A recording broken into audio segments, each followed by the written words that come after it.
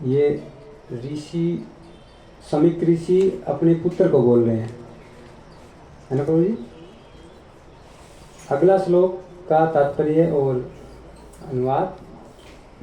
हे बालक, एक छत्र राज्य सत्ता द्वारा रथ चक्र धारण करने वाले भगवान का प्रतिनिधित्व किया जाता है, और जब राज सत्ता ही मिट जाती है तो सारा संसार चोरों से भर जाता है, जो तितर बितर मेमनों की भांति असुरक्षित प्रजा को तुरंत परास्त कर देते हैं।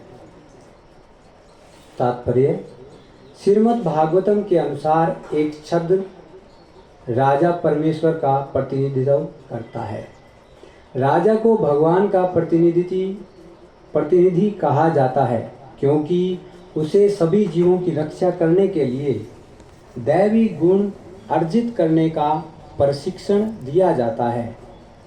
कुरुक्षेत्र का युद्ध भगवान ने अपने असली प्रतिनिधि महाराज युधिष्ठिर को प्रतिष्ठित कराने के लिए सुनियोजित किया था। यदि आदर्श राजा को संस्कृति तथा भक्ति से युद्ध कौशल में प्रशिक्षित किया जाए तो वह पूर्ण राजा बनता है। ऐसी व्यक्तिगत राजसत्ता तथाकथित प्रजातंत्र से श्रेष्ठ होती है, जिसमें कोई प्रशिक्षण तथा उत्तरदायित्व नहीं होता। आधुनिक प्रजातंत्र के चोर तथा उचक्के जनमत वोटों के गोलमाल द्वारा चुनाव लड़ते हैं और विजयी होने पर जनता का भक्षण करते हैं। एक प्रशिक्षित राजा हजारों व्यर्थ के धूर्त मंत्रियों से श्रेष्ठ होता है। और यहाँ पर संकेत दिया गया है कि महाराज परीक्षित के से एक छत्र राज्य के उखड़ने से जनता पर कलयुग के प्रभाव के द्वार खुल जाता है। जनता कभी भी प्रजातंत्र के अति विज्ञापित रूप में सुखी नहीं रहती। अगले श्लोक में राजा विहीन प्रशासन के परिणामों का वर्णन हुआ है।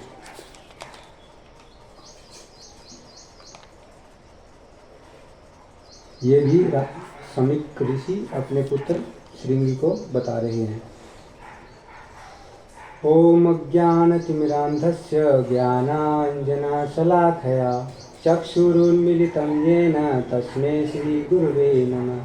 श्रीचैतन्यमनोभीष्टं स्थापितं येन भूतले स्वयमेव रूपकदा मह्यं ददाति सौपदान्तिकं।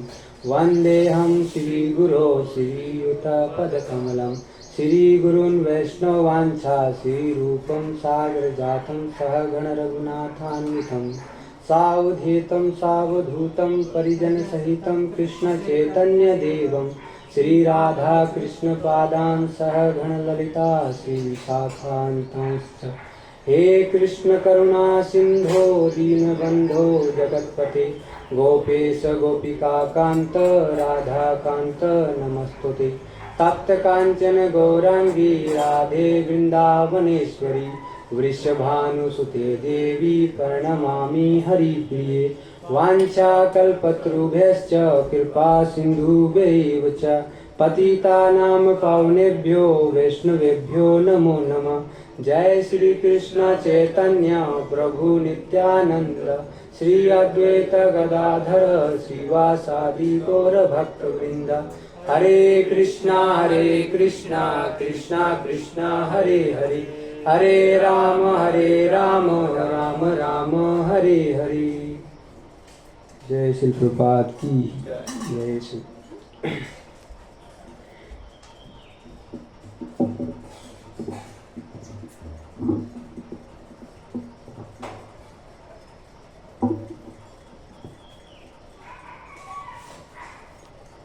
हरे कृष्ण।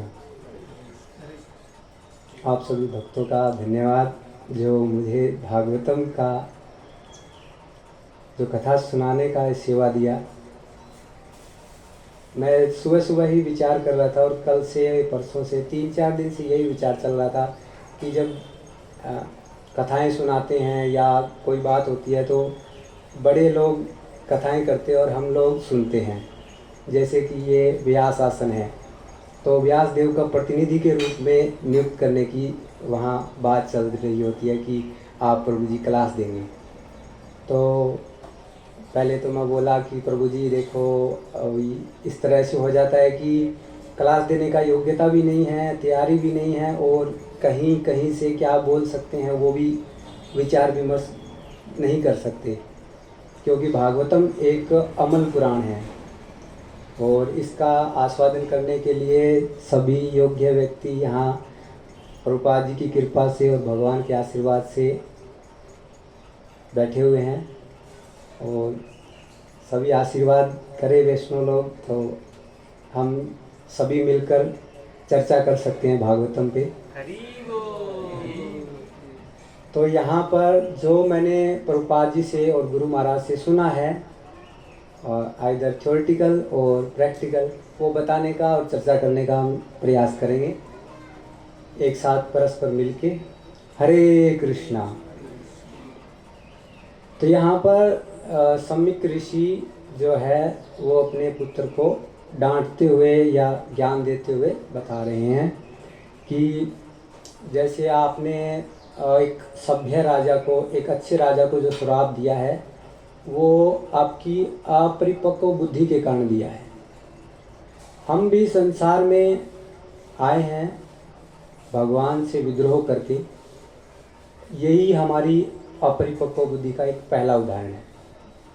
जैसे कि आध्यात्म में हम आते हैं, सबसे पहला श्लोक पढ़ते हैं, ओम अज्ञानतिमिरान्धस्य ज्ञानांजनशलाकया चक्षुरुन्मीलितं येन तस्मै श्री गुरुवे नमः।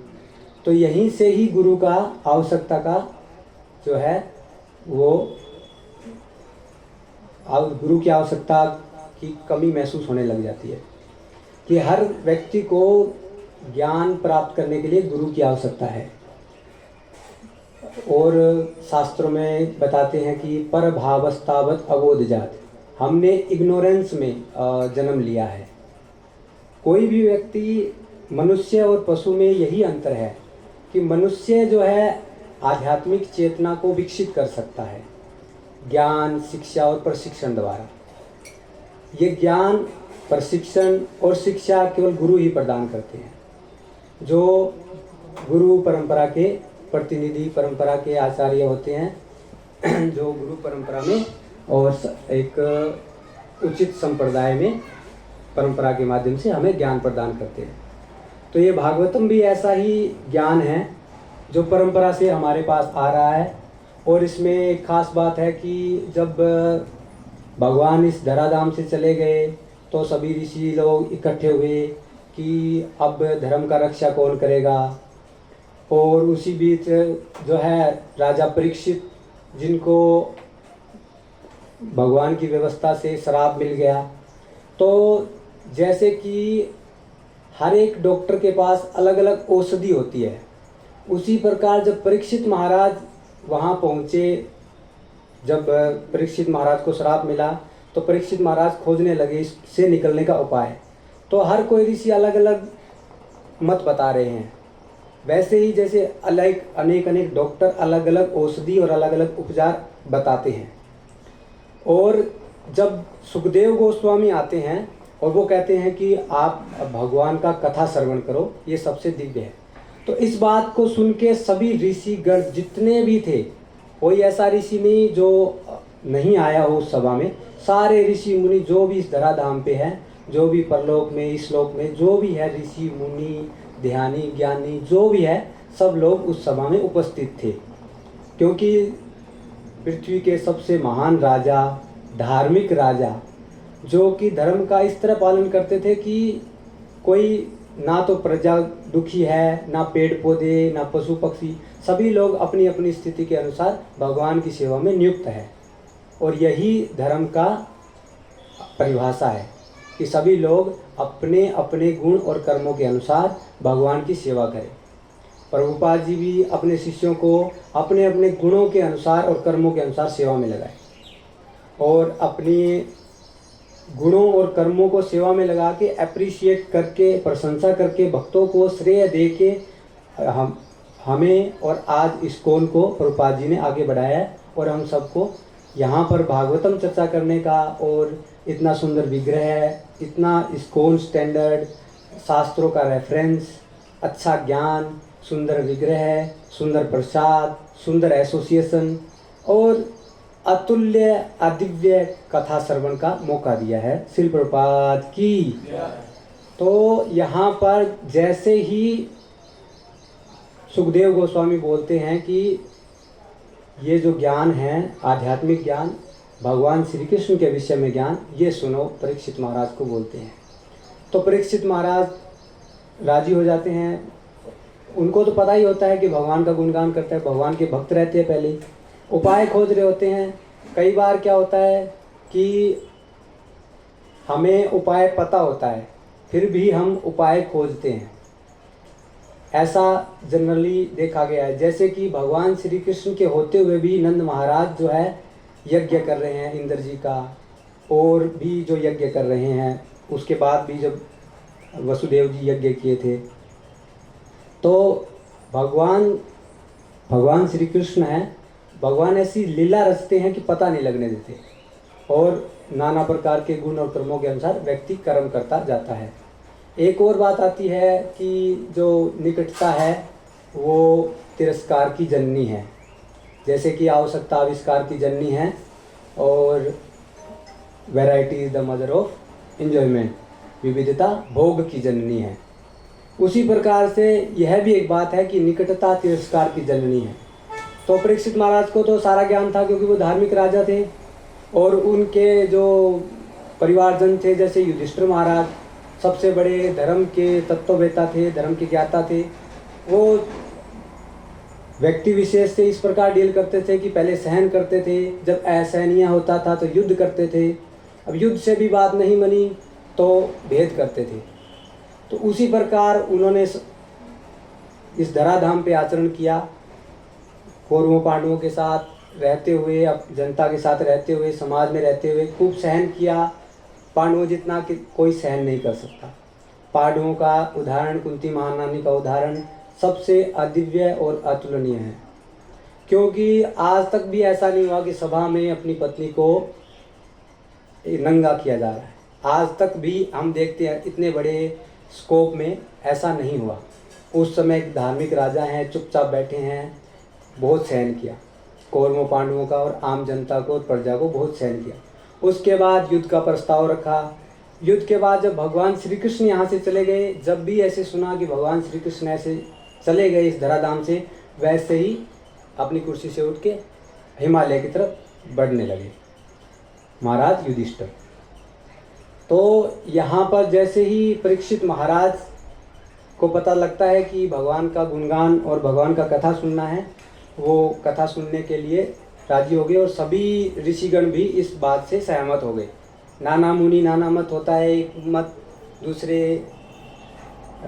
दूसरे मुनि का मत नहीं मिलता, और नहीं मिलता इसीलिए उसको मुनि कहा जाता है, क्योंकि वो नाना प्रकार से मन को उद्वेलित करता है और किसी निष्कर्ष पर पहुंचता है, इसीलिए उसको मुनि जाना जाता है। बोलते हैं कि डिस्कशन डिसीजन, हम यहाँ डिस्कशन करने आए हैं और एक डिसीजन लेंगे। जैसे प्रभुपाद जी डिस्कस करते थे अपने शिष्यों के साथ, और एक डिसीजन देते थे कि प्रत्येक व्यक्ति 16 माला करेगा। पहले बताया कि 64 माला करेगा। सभी लोग जो है विदेशी लोग नीचा मुँह कर लिए, मतलब मायूस हो गए। तो प्रभुपाद जी देखे कि ये तो चानी, फिर बोले आधा करो, 32 माला, फिर भी नीचा मुँह। ठीक है। जो आचार्य होते हैं वो अपने आचरण से सिखाते हैं, और परिस्थिति और वातावरण को देख के उसी अनुरूप शिक्षा देते हैं, क्योंकि आचार्य को भगवान का संदेश प्रसारित करना है। पीछे भी देखे, आगे भी देखे, जिस प्रकार के लोग थे उसी प्रकार से धर्म का आचरण किया गया था। जैसे बौद्ध धर्म, शंकराचार्य आए, और जो भी देखे, लेकिन उनका जो लास्ट इंस्ट्रक्शन था वो यही था कि भगवान श्री कृष्ण का भक्ति किया जाए। परिस्थिति विशेष के अनुसार भगवान की तरफ बढ़ाने के लिए लोगों को प्रेरित करने का काम ही धर्म कहलाता है। भगवान के यशोगान, भगवान का स्तुति, भगवान का गुणगान, और भगवान की तरफ हमारा आकर्षण बढ़े, इसी को धर्म कहा जाता है। भगवान के कहे अनुसार, भगवान की इच्छा के अनुसार हम कार्य करें। जैसे शरणागति के 6 लक्षण हैं। आज का कोटेशन भी है कि जो भक्ति है वो स्टार्ट होती है शरणागति से, और शरणागति के 6 लक्षण हैं। अनुकूल को स्वीकार करना, और प्रतिकूल को त्याग देना। अब जब हमसे प्रैक्टिकल फील्ड में भी क्वेश्चन पूछा जाता है कि प्रभु जी आपने सब कुछ त्याग दिया, तो कई बार ये सुनने को मिलता है कि हाँ हाँ हमने सब त्याग दिया। लेकिन कई बार कई जो परिपक्व भक्त हैं वो इस प्रकार आंसर देते हैं, जैसे कि प्रभुपाद जी बताए कि छोड़ने के लिए हमारे पास है क्या, ये सब तो भगवान का है। साइंटिस्ट लोग भी बोले ये बना दिया, अरे आप एक घास की पत्ती बना के दिखाओ तब मान लेंगे भाई आप अच्छे साइंटिस्ट हो। एक अच्छा साइंटिस्ट यही प्रूव करने का प्रयास करता है कि भगवान एग्जिस्ट करते हैं, और इसका प्रैक्टिकल उदाहरण भी प्रभुपाद जी दिए। जैसे कल परसों डिस्कस हो रहा था कि नींबू में ये एसिड होता है, इसमें ये एसिड होता है, इसमें ये एसिड होता है, इन एसिड्स को मिला के, इन अम्ल्स को मिला के आप कुछ चीज़ें बनाते हैं। तो प्रभुपाद जी एकदम कन्विक्शन के साथ शिष्य को निश्चित करवाते थे कि भगवान का यशोगान और भगवान का गुणगान और भगवान के प्रति आकर्षण ही हमारा परम लक्ष्य है। तो इससे ये रियल में साइंस है। इसीलिए इस कौन में सबसे ज़्यादा बच्चे ओवरऑल एवरेज जो ज्ञान और विज्ञान में रुचि रखते हैं वही है टेक्निकल माइंड, जिसको बोलते हैं कि करके देखना है, ये कैसे होता है, नाम जप से शक्ति है, और कुछ भगवान का पूर्व संगति के कारण हमारा स्वीकृति भी है, क्योंकि बहु जन्म में ऐसा स्वीकृति हुआ है कहीं न कहीं। जैसे कि रुक्मिणी महारानी बोल रही है भगवान श्री कृष्ण को कि मैंने आपका संग, मजाक व्यंग्य कर रहे होते हैं। कृष्ण लीला में एक चैप्टर आता है जब भगवान श्री कृष्ण व्यंग्य कर रहे होते हैं रुक्मिणी पे कि तुम तो शिशुपाल से एक राजा है उनसे शादी कर रहे थे, मैं तो ग्वाल बाल हूँ, ऐसे ऐसे ऐसे बहुत सारे व्यंग्य किए। तो रुक्मिणी महारानी सुन के एक बार बेहोश हो गई, और फिर कि राजा असली राजा तो इंद्रियां हैं। तो एक व्यंग्य ये भी आया था कि जो है रुक्मिणी महारानी क्या बात चल रही थी, हाँ, तो व्यंग्य करते करते एक बात ये भी चल रही थी, भगवान का यशोगान करना और भगवान का गुणगान करना ही हमारे जीवन का परम लक्ष्य है। तो यहाँ पर जो समीक ऋषि द्वारा जो श्राप दिया गया था वो ज्ञान के आधारित पे नहीं था,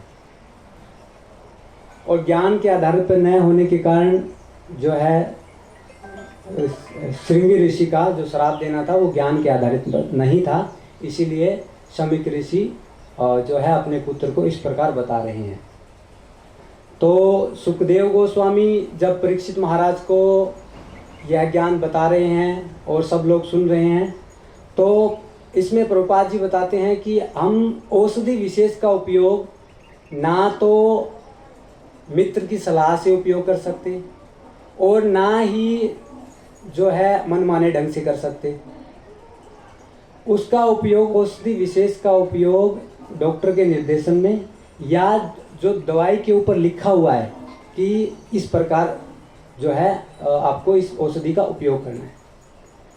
जिस प्रकार की प्रभुपाद जी एग्जाम्पल दिए कि महात्मा गांधी भगवद गीता पढ़ के जो है उसमें से अहिंसा निकाल रहे हैं, और प्रभुपाद जी उसमें उदाहरण भी दिए कि जो महात्मा गांधी है वो एक घोड़े को जैसे कि एक जो घोड़ा जोतते हैं गाड़ी को, वो उल्टा जोड़ा जाता है, सामने होता है घोड़े का मुंह, लेकिन जो महात्मा गांधी है वो घोड़े को इस प्रकार जोत रहे हैं सीधा।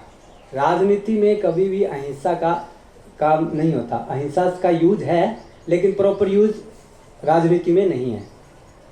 अहिंसक होना या फिर जो है सभ्य मनुष्य होना ये व्यक्तिगत आसक्ति है, और आसक्ति चाहे निषेधात्मक हो या स्वीकारात्मक हो बंधन का कारण है। तो इस बंधन से बचने के लिए परीक्षित महाराज जो उपाय खोज रहे थे वो उपाय उनको मिल जाता है। वो उपाय है भगवान श्री कृष्ण का यशोगान, भगवान श्री कृष्ण के प्रति आसक्ति, भगवान श्री कृष्ण के प्रति स्तुति और भगवान श्री कृष्ण की सेवा। सेवा में वैष्णव लोग जैसे शिल प्रभुपाद जी सबसे दिव्य सेवा किए हैं, उनके बराबर और उनके तुल्य कोई भी आचार्य है या पूर्ववर्ती आचार्य का उदाहरण लेके, सब रेफरेंस दे के प्रभुपाद जी ने ये प्रूव किया कि भगवान एग्जिस्ट करते हैं और भगवान का भक्ति ही सर्वश्रेष्ठ है। भगवद गीता में भगवान श्री कृष्ण स्वयं ये प्रूव किए हैं कि योगी नाम सर्वेशम मद गतेन अंतरात्मना श्रद्धावान भस्तेमा युक्त तमो मद। जो इस प्रकार मेरी भक्ति में लीन रहता है वही योगियों में सर्वश्रेष्ठ हैं। और भगवान श्री कृष्ण अर्जुन को यही बता रहे हैं कि जो सारा कार्य कौशल है वो योगी बनना ही है, तो तुम योगी बनो और मया अर्पित मन बुद्धि, मेरे को मन और बुद्धि अर्पित करके युद्ध करो, निश्चिंत होके और निसंदेह होके। तो औषधि विशेष का उपयोग परीक्षित महाराज सुखदेव गोस्वामी की गाइडलाइन में करते हैं और भागवतम का यशोगान, भगवान का स्तुति और भगवान के बारे में चर्चा, डिस्कशन, भगवान का व्यवहार, भगवान की भक्तों के साथ आदान प्रदान। जैसे आदान प्रदान देखें तो इस संसार में भी हम आदान प्रदान करते हैं। आदान प्रदान 3 प्रकार से करते हैं। जीवों के साथ संबंध है, किसी का किसी के साथ संबंध है, किसी का किसी के साथ संबंध है, किसी का किसी के साथ संबंध है, तो उस संबंध में वो प्रकार प्रेम में बंध जाता है। इसको बोलते हैं सांसारिक आसक्ति और यही बंधन का कारण है। प्रेम यहाँ भी है और प्रेम वहाँ भी है, लेकिन यहाँ पे विकृत रूप में है। विकृत रूप में कहेंगे सभी लोग इंद्रिय तृप्ति के लिए प्रयास कर रहे हैं। चैतन्य चरितामृत में भगवान जो कृष्णदास कविराज गोस्वामी बता रहे हैं कि क्या श्लोक है, कृष्ण भूलिया से जीव भोग वांछा करे, पासे से माया तारे जापटिया दरे। कृष्ण को भूल के, अपने असली पिता शाश्वत पिता को भूल के हमने भोग की वांछा की कि मैं भी क्यों नहीं भोग सकता, मैं भी, भक्तों में भी देखते हैं हम, मैं भी क्यों नहीं जो है स्वतंत्र डिसीजन ले सकता। और श्रील प्रभुपाद जी और जो श्रील प्रभुपाद जी और पूर्ववर्ती आचार्यों ने और शास्त्रों ने यही प्रूव किया है कि हम भगवान की कठपुतली हैं। तो कई बार प्रश्न पूछा जाता है कि जो स्वतंत्रता का और कठपुतली का क्या रिलेशन है, क्या सामंजस्य, क्या संबंध है। हम कठपुतली हैं, गुणों की, बंधे हुए हैं। जैसे एक बैल बंधा हुआ है रस्सियों से, एक घोड़ा बंधा हुआ है रस्सियों से, ऐसे ही हम 3 गुणों से बंधे हुए हैं। और इस रस्सियों को खोलने के लिए भगवान श्री कृष्ण ने एक जो है अपनी दवाई पे एक गाइडलाइन दी है, माम चयो व्यभिचारेण भक्ति योगेन जा सेवते स गुणा से समतितान ब्रह्म भुआय कल्पते। 3 गुणों से बाहर निकलने के लिए अव्यभिचारेण, अनन्य भक्ति, एकमात्र, केवल। और इसको स्थापित करने के लिए एकमात्र और केवल को प्रभुपाद जी बहुत जोर लगाए। और शंकराचार्य भी ये बता के गए एकम शास्त्र, गीता महात्म्य में, एकम शास्त्रम देव की पुत्र गीतम, एको देव देव की पुत्र एव च, एको मंत्रस्य तस्य नवानि यानि, कर्मापयेकम तस्य देवस्य सेवा। एक चीज़ की प्रवृत्ति, एक चीज़ की मनोवृत्ति, एक चीज़ के पीछे हर व्यक्ति जाना चाहता है कि मेरे को एक चीज़ मिल जाए। जैसे 3 प्रकार के संबंध बताए, पहला जीवों के बीच साथ संबंध है, दूसरा जीव और भगवान, जीवों और देवताओं के बीच संबंध है। सारे हिंदू जो है देवताओं में फंसे हुए हैं, कोई पितरों में और कोई देवताओं में। इसीलिए हिंदू समाज बटा हुआ है आज। कोई काली पूजा, कोई दुर्गा पूजा। जो असली ज्ञान है कि भगवान कौन है, कोई दुर्लभ व्यक्ति ही जानता है, असली सही ज्ञान। इसीलिए प्रभुपाद जी अपने हिंदी लेक्चर में बोलते हैं कि पढ़ने का इतना रुचि भी नहीं है कलयुग में, और कोई पढ़ना भी नहीं चाहता, कोई इस ज्ञान को सही से ठीक से ग्रहण भी नहीं करना चाहता है। इसीलिए मंदिर खोले गए हैं कि प्रतिदिन 8 से 9 भागवतम कक्षाएं होंगी, भागवतम पे चर्चा होगी, जिससे भगवान के बारे में हम लोग चर्चा करेंगे और भगवान के विषय में सुनेंगे, कथा करेंगे और उनकी स्तुति और गुणगान करेंगे, जिससे भगवान के बारे में सुनने को, हमें जानने को मिलेगा और भगवान के प्रति आकर्षण होगा, क्योंकि भगवान आकर्षण का केंद्र है। तो तीसरा संबंध है भगवान और जीवों के बीच, और जीवों और भगवान के बीच जो संबंध है उसका पूरा ज्ञान, पूरा संबंध जो सब लोग आनंद की प्राप्ति में हैं। जैसे वेदों में लिखा गया है कि आनंद में अभ्यासात, हमारे जीवन का लक्ष्य है आनंद के लिए अभ्यास करना। स्कूलों में लिखा होता था, एक दो वाक्य जो मेरे को याद है कि जो अंधकार से प्रकाश में जाओ और अमृत गम्य तो मृत्यु तो अमृत गम्य है, इस प्रकार के 3 वाक्य है। तमसो माँ ज्योतिर्गम्य है, इस प्रकार के 3 वाक्य है कि हमें अंधकार से प्रकाश की तरफ जाना है। और असली प्रकाश है भगवान के साथ जीवों का संबंध, उसी में असली आनंद है। शरीर के साथ सुख है, मन के साथ शांति है, और तीसरा है आत्मा, आत्मा के साथ आनंद जुड़ा हुआ है। वो आएगा भगवान की सेवा करने से, और सेवा मुख्य बताया गया है। और सेवा शुरू कहाँ से होती है? जैसे शाम को चर्चा कर रहे थे, सभी लोग बोलते हैं ये कर लेता हूँ, ये कर लेता हूँ। जैसे कि परीक्षित महाराज खोज रहे हैं कि मैं क्या करूँ भगवान के, या मेरी शुद्धि के लिए, मेरी मुक्ति के लिए मैं क्या करूँ। व्यासदेव भी यही किए कि मैं भगवान के लिए क्या करूँ। बहुत सारे शास्त्र लिखे, वो सब सामान्य लोगों के लिए, सामान्य लोगों को उद्धार करने। फिर बोले कि मेरे को आनंद नहीं आ रहा। नारद मुनि से ये प्रश्न था कि मेरे को आनंद नहीं आ रहा। आनंद इसीलिए नहीं आ रहा, बोले कि आपने भगवान का यशोगान तो किया ही नहीं। भगवान और जीवों के बीच जो संबंध है, जो अनंत से अनंत काल से जो कथा कर रहे हैं, उसका गुणगान तो आपने लिखा ही नहीं। उसके बारे में आप ग्रंथ लिखिए, आप भाष्य लिखिए, कथा लिखिए, और उसको आगे लिखने का प्रयास कीजिए। तो जो तीसरा संबंध है वो बहुत ही महत्वपूर्ण है। उसमें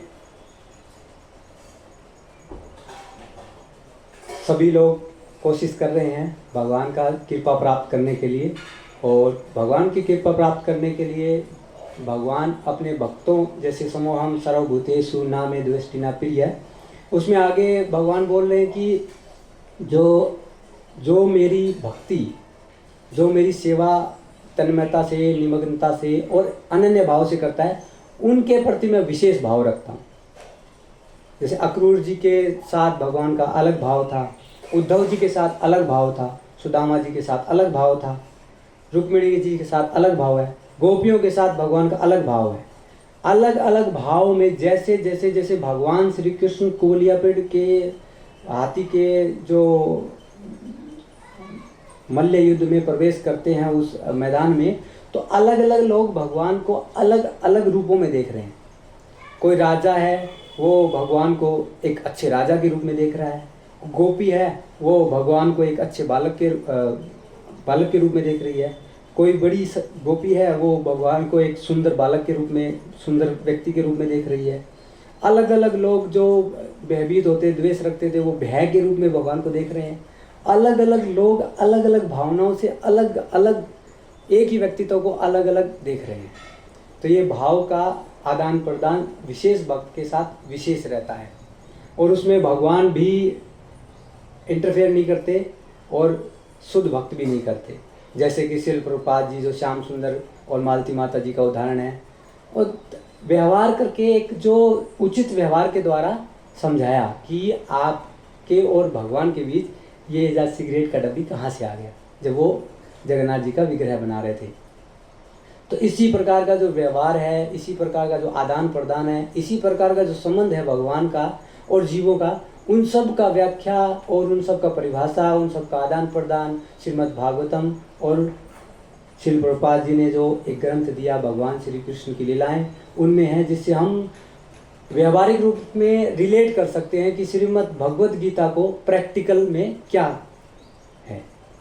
और श्रीमद् भगवद गीता को भगवान श्री कृष्ण बता के चले गए, और प्रैक्टिकल करने के लिए चैतन्य महाप्रभु भी हरि नाम का जो है संकीर्तन करके प्रैक्टिकल जो टीचर हैं, प्रैक्टिकल जो शिक्षक है, वो है चैतन्य महाप्रभु।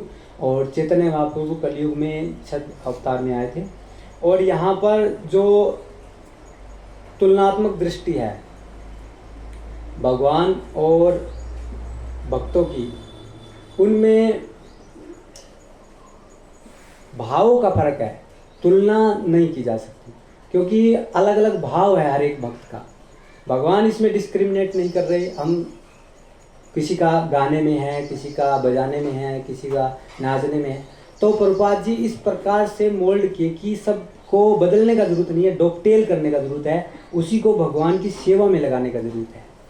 और नारद मुनि और प्रहलाद महाराज, ध्रुव महाराज, ये जो शुद्ध भक्त है, ये सब प्रैक्टिकल व्यवहारिक उदाहरण हैं सभी भक्तों के लिए कि किस प्रकार से ध्रुव महाराज नारद मुनि की गाइडलाइन में और नारद मुनि ऋषि मुनि की गाइडलाइन में, और जो है प्रहलाद महाराज भी नारद मुनि की गाइडलाइन में भक्ति किए, और हमारे पूर्ववर्ती आचार्य भी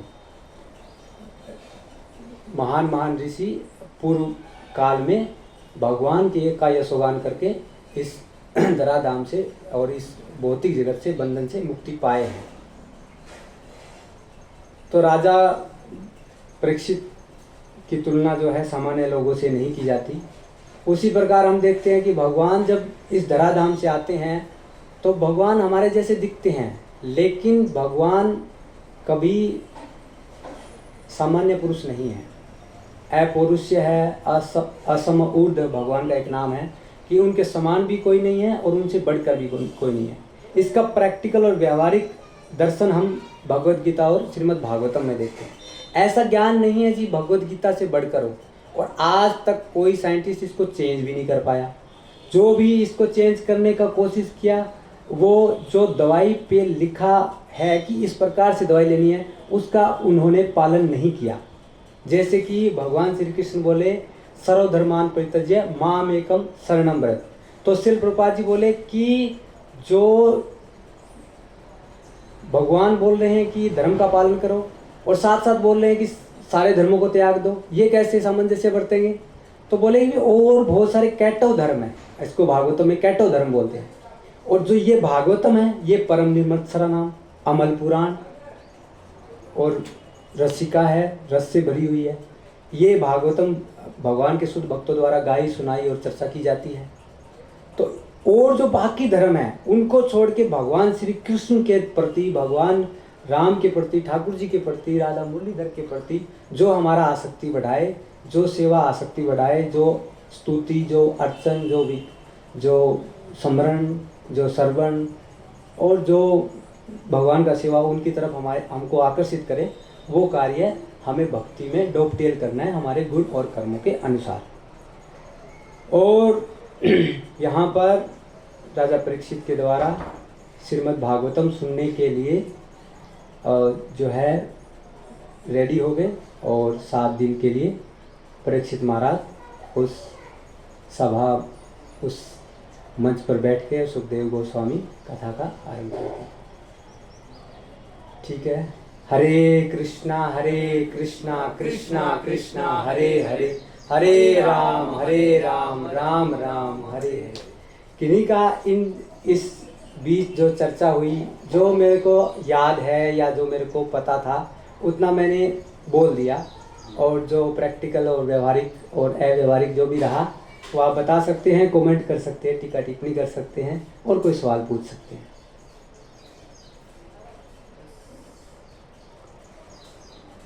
भगवान ने तो बताया है कि जैसे शाम को भी चर्चा कर रहे थे कि जो है कलयुग में हरिनाम सर्वश्रेष्ठ है, और अलग अलग जो युग थे उसमें अलग अलग औषधि था।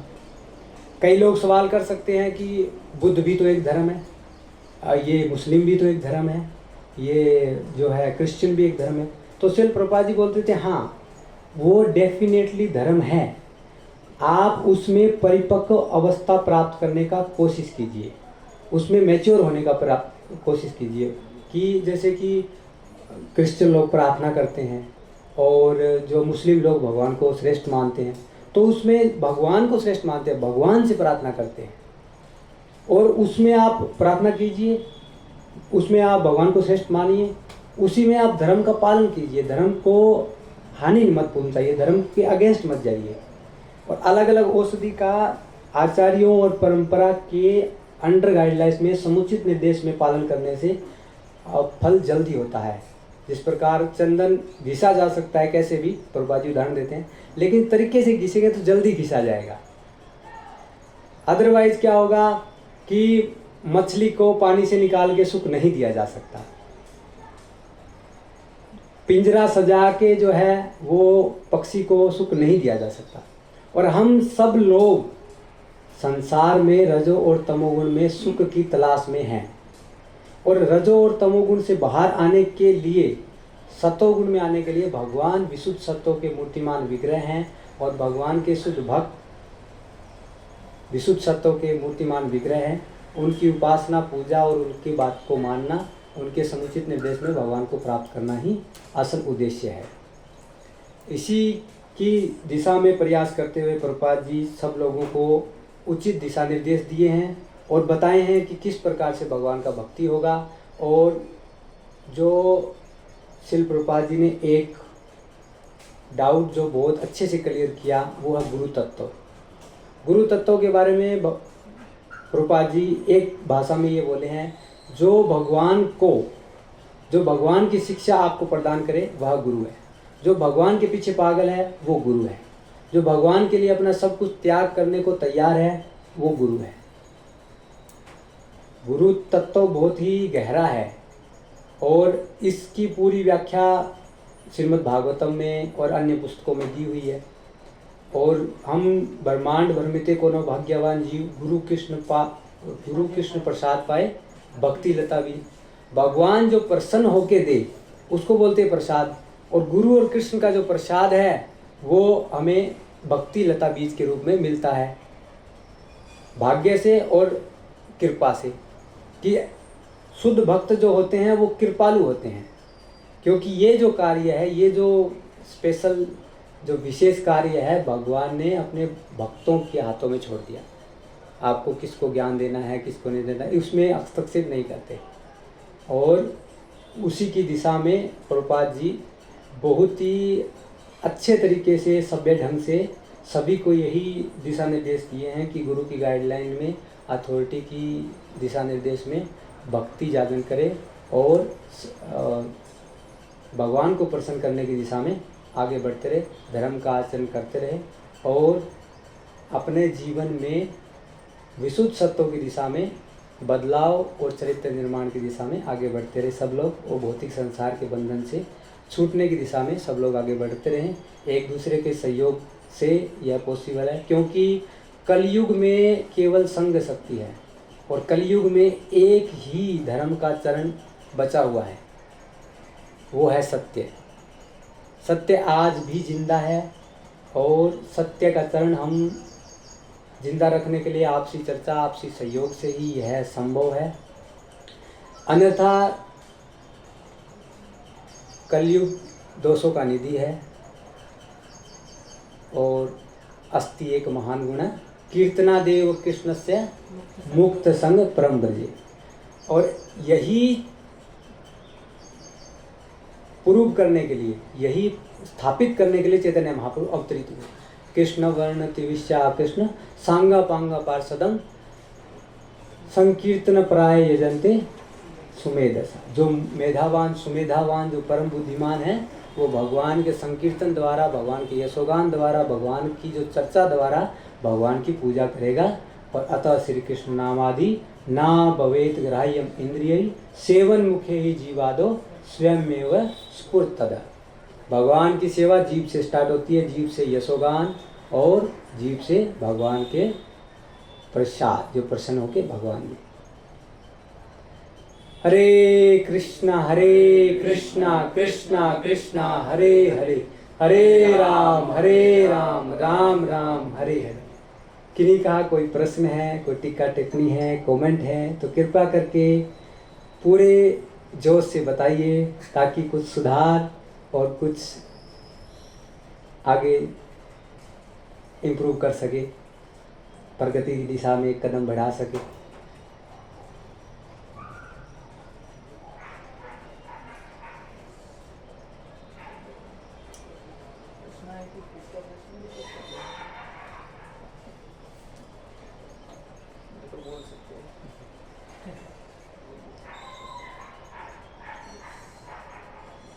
किन्हीं का कोई प्रश्न नहीं है तो कई बार ऐसे बोला जाता है कि या तो सबको सब कुछ समझ में आ गया या किन्हीं को कुछ भी समझ में नहीं आया।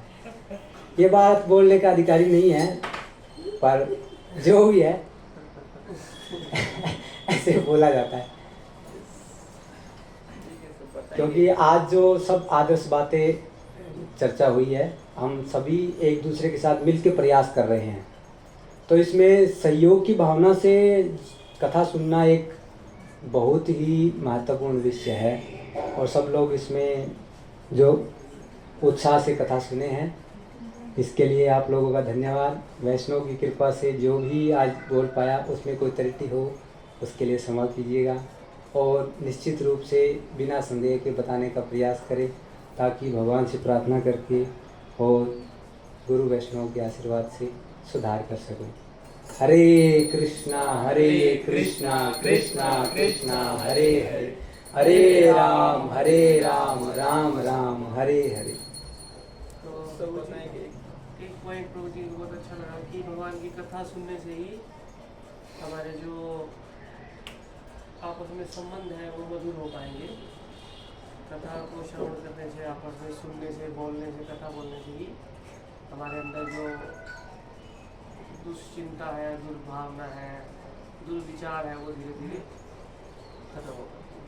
ऐसे करके भागवतम में भी एक श्लोक आता है ना, यत्रे डयन्ते कथा कृष्ण कृष्णाया प्रशमो यथा निर्वैरम यत्र भूतेषु न उद्वेग यत्र किश्चन। कि जहाँ पे यत्रे डयन्ते कथा कृष्ण, जहाँ पे भगवान कथा चलती है, भगवान की कथा को गाया जाता है, वहाँ पे क्या होता है, निर्वैरम यत्र भूतेषु। भूतेषु मतलब जीवों के बीच में कोई भी वैर नहीं रहता। केवल मनुष्य नहीं, जानवरों के बीच में मनुष्य जानवरों से प्रेम करता है, जानवर मनुष्य से प्रेम करता है। और हमने लोग देखा भी चैतन्य महाप्रभु जब झारखंड जा रहे थे, ठीक है, वो तो भगवान है, उन्होंने ऐसा किया। लेकिन अगर हम भक्ति में उन्नति करते हैं तो सभी जीवों को हम प्रेम कर सकते हैं, सभी जीवों के अंदर भगवान को, परमात्मा को देख सकते हैं।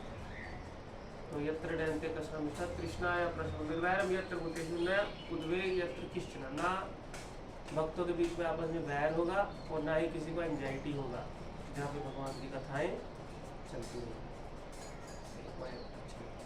और इसी के संदर्भ में और जो भागवतम में बताया गया एक श्लोक है, वासुदेव कथा प्रश्न कथा प्रश्न वासुदेव कथा कृष्ण, वासुदेव कथा कृष्ण पुंस स्त्रीम पुनाति ही वक्तारम पृच्छकम श्रोत्रम यथा सलीले यत्पाद सलीलम। 3 लोगों का उद्धार होता है, बोलने वाला, सुनने वाला और प्रश्न करने वाला, तीनों का।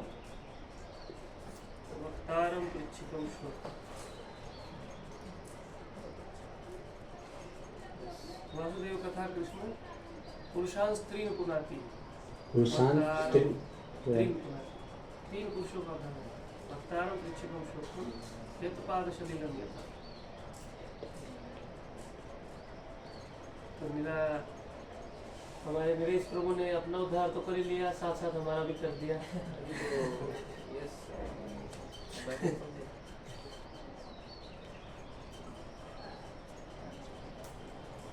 ये श्लोक का जो नहीं थीम था कि कम बुद्धि वाले लोग को अधिक पावर नहीं मिलना चाहिए, नहीं तो उसका दुरुपयोग करते हैं। जैसे प्रभुपाद भी बोलेगी, कृष्ण आपको, अपने शिष्य को बोलेगी, कृष्ण आपको पूरा जगत दे सकते हैं, लेकिन आप लोग में क्षमता नहीं है कि आप लोग समाज में, इसलिए भगवान नहीं दे इसलिए हमारे गुरु भी, आचार्य भी इस तरह कुछ नहीं दे रहे। आप इतना अच्छा बात बोल रहे हैं, पीछे वाले नहीं सुन पा रहे। जैसे ये श्लोक का थीम था कि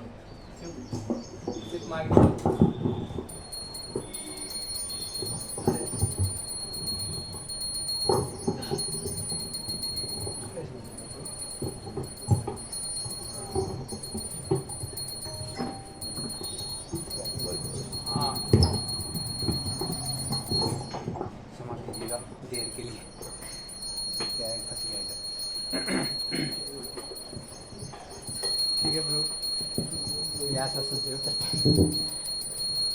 हरे कृष्णा। तो जैसे इस नरेश प्रभु ने अपने इन सालों में जो कुछ सीखा है उन्होंने प्रस्तुत करने का प्रयास किया, बहुत ही अच्छे तरीके से प्रयास किया। और जैसे ये श्लोक का जो थीम था वो बहुत ही बढ़िया था कि इसमें बताया गया है कि जैसे ऋषि के पुत्र थे, वो ऋषि कहते हैं कि बाद में उनको दुख होता है कि राजा जो हैं उनकी इतनी छोटी सी भूल थी, कली के प्रभाव से उन्होंने इस प्रकार की एक छोटी सी भूल कर दी, लेकिन क्योंकि उनका जो पुत्र था उनके पास काफ़ी कम उम्र में ही काफ़ी शक्ति थी और उसका उपयोग करना उनको नहीं आता था, इसलिए उसका दुरुपयोग हो गया, तो उसका ऋषि को बहुत दुख होता है। इसी तरह जो गुरु आचार्य जैसे प्रभुपाद जी भी एक समय कहे थे कि किसी ने पूछा कि प्रभुपाद ये आंदोलन इतना बढ़िया है, इतना तेजी से बढ़ रहा है, अमेरिका की सरकार कह रही है कि इन लोग इतने तेजी से बढ़ रहे हैं हरे कृष्णा वाले कि एक समय ये सरकार पे भी कब्जा कर लेंगे। तो प्रभुपाद हंसने लगे और बोले कि ये सत्य बात है, कृष्ण हमें पूरा संसार दे सकते हैं, लेकिन आप लोग की योग्यता नहीं है कि आप लोग संभाल सको, आप लोग का पतन हो जाएगा, इसलिए जितना आप लोग संभाल सकते हो भगवान आप लोग को उतना ही दे रहे हैं। तो इसी तरह गुरु आचार्य भी हमें काफ़ी समय हम प्रचार करते हैं और फिर देखते हैं कि बहुत ही कष्ट है लोगों को जोड़ना, और हम तो प्रयास कर रहे हैं, लेकिन जैसे हम संघर्ष करके धीरे धीरे जब कीमत चुकाते हैं और उसके बदले में कोई जुड़ता है तो हम उसको ठीक से संभाल पाते हैं। जैसे मंदिरों में देखते हैं बहुत सारे लोग आ रहे हैं, लेकिन बड़े बड़े मंदिरों में उनका टेक केयर नहीं हो पाता है, तो क्योंकि बहुत बड़े गैदरिंग को कुछ लोगों को संभालना मुश्किल होता है। तो इसी तरह ये भी अच्छा लगा।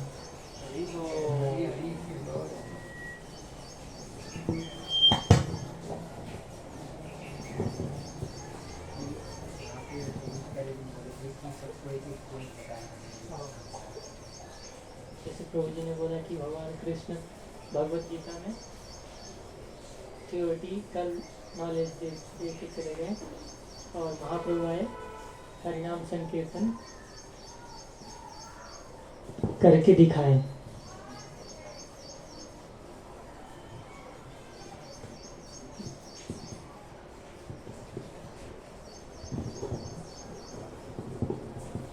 हरे कृष्ण। जो प्रभु जी ने बताया कि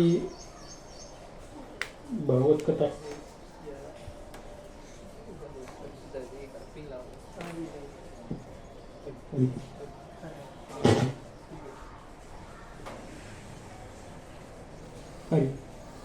कथा सुनने से या